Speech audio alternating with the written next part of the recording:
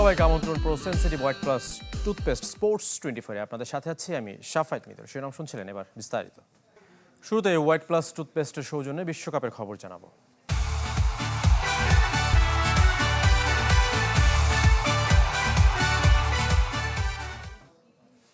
রাতে আসর শুরু করছে চারবারের বিশ্ব চ্যাম্পিয়ন জার্মানি। প্রতিপক্ষ নবাগত দেশ কুরাসাও। হিউস্টন স্টেডিয়ামে ম্যাচটি শুরু রাত 11টায়। এরপর ডালাস স্টেডিয়ামে রাত 2টায় এফ গ্রুপের হাই ভোল্টেজ লড়াই মুখোমুখি নেদারল্যান্ডস জাপান।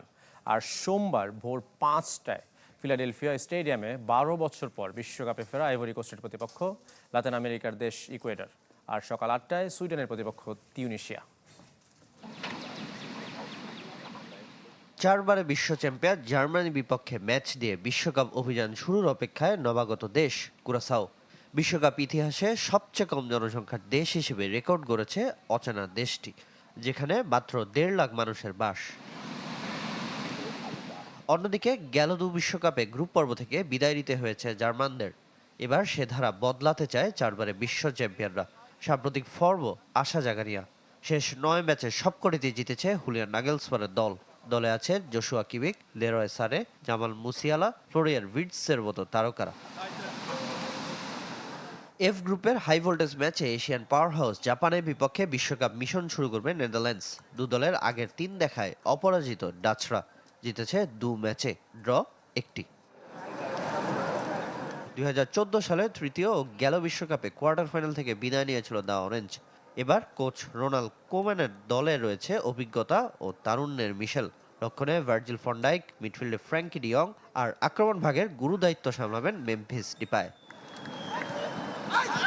অন্যদিকে সাম্প্রতিক সময়ে বিশ্ব ফুটবলে নিজেদের অবস্থান মজবুত করেছে জাপান। গোছানো ফুটবল, দ্রুতগতির কাউন্টার অ্যাটাক আর মজবুত রক্ষণ তাদের বড় শক্তি।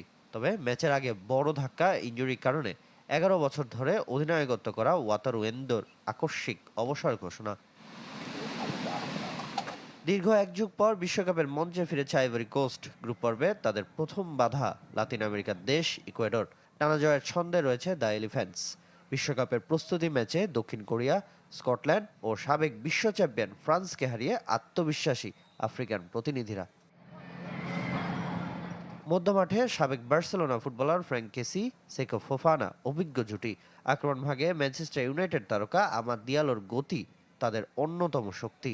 তাই এ ম্যাচে ফেভারিট আইভরি কোস্ট। সামিনিয়া স্যার, চ্যানেল 24। বিশ্বকাপ তো প্রথম ম্যাচে জেতা যায় না বলছেন ব্রাজিল কোচ কার্লো আনচেলত্তি। তবে মরক্কো ম্যাচে শিশুদের পারফরমেন্সে সন্তুষ্ট নন ইতালিয়ান মাস্টারমাইন্ড। আর মিডফিল্ডার দানিলো মনে করছেন ভাগ্য সহায় থাকায় ম্যাচ হারেনি ব্রাজিল। ড্র দিয়ে শুরু হেক্সা মিশন, তাতে হতাশ ফুটবলার থেকে সমর্থক, কোচ সবাই।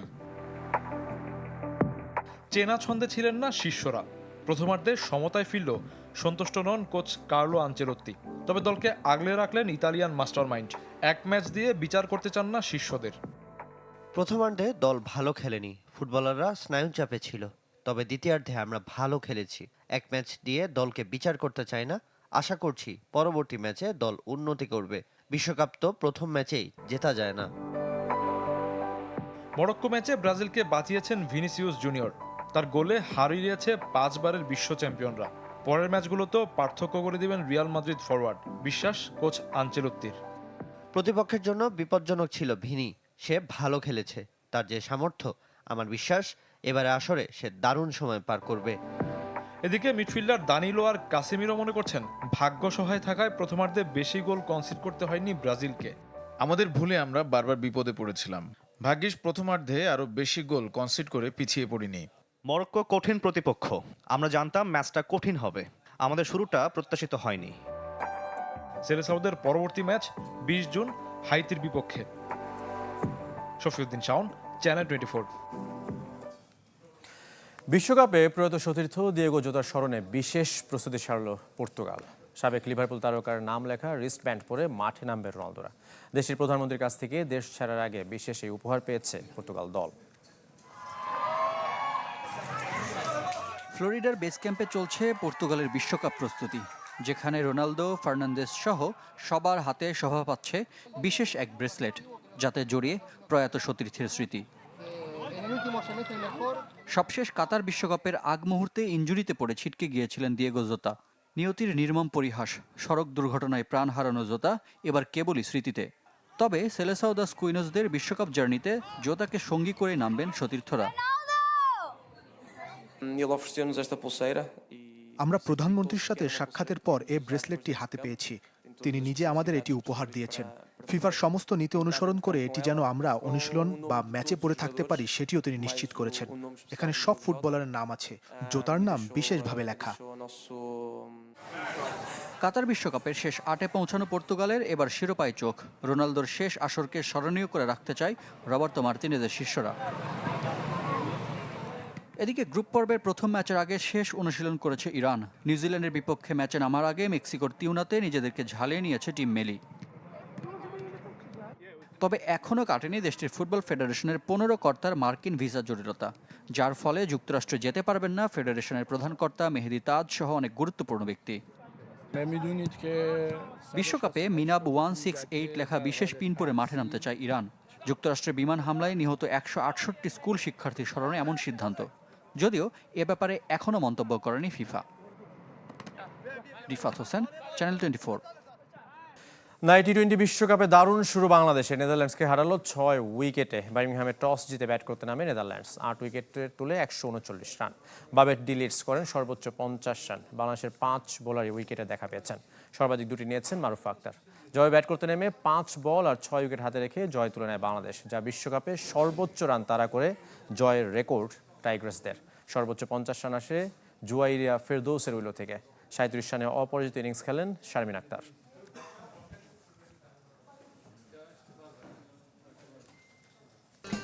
দেখছেন প্রোসেনসিটি হোয়াইট প্লাস টুথপেস্ট স্পোর্টস 24, সঙ্গে আছি সাফায়েত মৃদুল। ক্রিকেটার নাইম হাসানের উপর নির্যাতনের ঘটনায় খুলশী থানার ওসি আরিফুর রহমানকে প্রত্যাহার করা হয়েছে। গতরাতে সিএমপির এক আদেশে তাকে প্রত্যাহারের পর পুলিশ লাইনে সংযুক্ত করা হয়। তার পরিবর্তে খুলশী থানার নতুন ওসি হিসেবে দায়িত্ব পেয়েছেন বাকলিয়ার অফিসার ইনচার্জ মোহাম্মদ সুলাইমান। শুক্রবার রাতে ঢাকা থেকে ফেরার সময় নগরীর লালখান বাজার এলাকায় নাইমকে আটকে তাকে হেনস্থা করে পুলিশ সদস্যরা। পরে থানায় নিয়ে তাকে আরেক দফা নির্যাতন ও হেনস্থা করা হয়। এই ঘটনায় মামলা হয়েছে, তদন্ত কমিটি করেছে সিএমপি। আবারও বিশ্বকাপ প্রসঙ্গ। সোমালি রেফারি ওমর আরতানকে সম্পূর্ণ পারিশ্রমিক দেবে ফিফা, রোববার নিশ্চিত করেছে ফুটবলের সর্বোচ্চ সংস্থা। বৈধ ভিসা থাকার পরও যুক্তরাষ্ট্রে ঢুকতে দেওয়া হয়নি সোমালিয়ার এই রেফারিকে। বিশ্বকাপে রেফারির দায়িত্ব পালন করতে না পারলেও তাকে তার প্রাপ্ত পারিশ্রমিক ঠিকই পরিশোধ করবে ফিফা। এর আগে নিজ দেশে ফেরার পর তাকে রাজস্বিক সংবর্ধনা দেওয়া হয়। শুধু তাই নয়, ইউএফএ সুপার কাপে রেফারির দায়িত্ব পালন করবেন ওমর আরতান। বিশ্বকাপ উন্মাদনায় বাংলাদেশ দখলে নিয়েছে ব্রাজিল আর্জেন্টিনার সমর্থকরা, তবে পিছিয়ে নেই অন্য দেশের সমর্থকরাও। ব্রাহ্মণবাড়িয়ার বাঞ্ছারামপুরের আবু কাউসার মিন্টু নিজ গ্রামের রাস্তার ধারে টানিয়েছেন দীর্ঘ 5 কিলোমিটার দৈর্ঘ্যের দক্ষিণ কোরিয়ার পতাকা। প্রিয় দলের প্রতি ভালোবাসায় গড়েছেন পিস কোরিয়া নামে একটি ক্যাফেও। ব্রাহ্মণবাড়িয়া থেকে প্রকাশ দাসের পাঠানো তথ্য ছবিতে ডেস্ক রিপোর্ট। 1998 সালে উন্নত জীবনের সন্ধানে দক্ষিণ কোরিয়ায় পাড়ি জমিয়েছিলেন আবু কাউসার মিন্টু মিয়া। সেই সুবাদে 2002 সালে মাঠে বসে দেখেছেন বিশ্বকাপ ম্যাচ। গ্যালারিতে উল্লাস করেছেন কোরিয়া স্লোগানে, আর মন মজে ছিল আনজুং হোয়ানের চোখ ধাঁধানো ফুটবলে। সেখান থেকেই শুরু কোরিয়া প্রেম।